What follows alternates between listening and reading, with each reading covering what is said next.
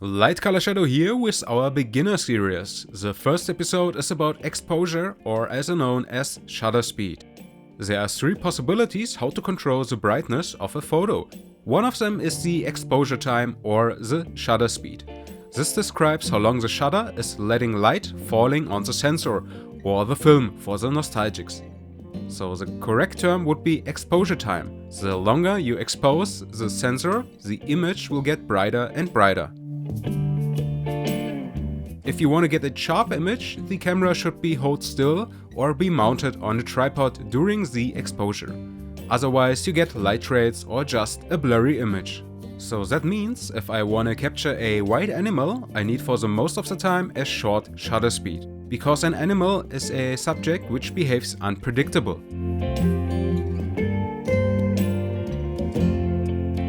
The same applies for sports photography. Short exposure times are for fast objects or movements. In numbers does that mean I need only fractions of a second.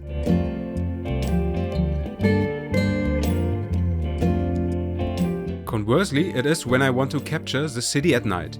For this you need a long exposure time.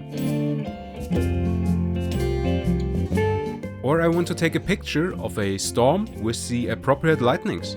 Because I don't know where a lightning hits, but only about the position of a thunderclouds, I simply point my camera in this direction and set an exposure time of several seconds.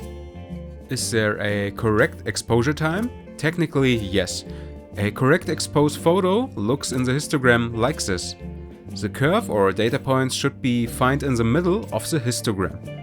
If the curve starts at the left side, some parts or the whole image are too dark, and if the graph shows many data points on the right, then there is something too bright. So technically this is great, and to check this you can take a detailed look on the shadows of the image and can judge if there are visible details. The same counts for the highlights of an image. A correct exposed image is at the most time quite boring. A photograph should be correct exposed, there are no doubts. But only for the reason to have the full potential for editing afterwards in the post-processing where the photo gets its look. For more information about this topic you should take a look on my full edit workflow video where I demonstrate my editing. The light metering, the part which measures the required exposure of modern cameras, work very reliable.